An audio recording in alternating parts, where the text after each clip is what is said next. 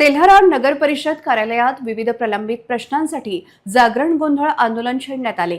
मुख्याधिकारी व नगराध्यक्ष यांच्या दालनात हे आंदोलन करण्यात आले असून शहरातील मूलभूत सुविधा, विकास कामे आणि प्रलंबित मागण्यांबाबत तातडीने निर्णय घेण्याची मागणी आंदोलकांनी केली आहे।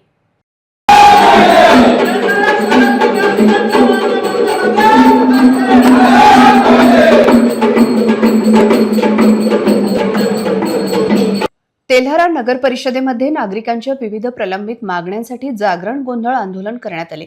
मुख्य मार्केट परिसरात सुसज्ज मुतारीघर उभारणे, घरकुल लाभार्थ्यांच्या असेसमेंटवरील स्टॅम्प काढणे तसेच गुंठेवारी नियमित करून आरक्षणाचा प्रश्न मार्गी लावणे या प्रमुख मागण्या यावेळी करण्यात आल्या। तसेच लोकशाहीर अण्णाभाऊ साठे यांचा पुतळा नियोजित जागेवर उभारणे, पांढरी येथील डॉक्टर बाबासाहेब आंबेडकर यांच्या पुतळ्याचे सुशोभीकरण करणे तसेच बौद्ध विहार आणि वैकुंठधाम परिसराचे सौंदर्यीकरण करण्याची मागणी करण्यात आली।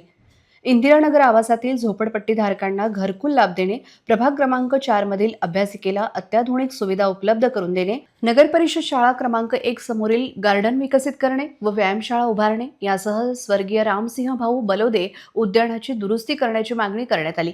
योगेश्वर कॉलनीतील साचलेल्या पाण्याची विल्हेवाट लावणे, गौतमा नदी परिसर स्वच्छ करणे, टॉवर ते शेगाव नाका दरम्यान सीसीटीव्ही कॅमेरे बसविणे, अतिक्रमणग्रस्त लघु व्यावसायिकांसाठी हॉकर्स झोन तयार करणे आणि भाजी मंडई परिसरातील दुकानदारांना त्याच ठिकाणी पक्की दुकाने उभारण्यास परवानगी देणे अशा मागण्याही आंदोलनात पुढे करण्यात आल्या।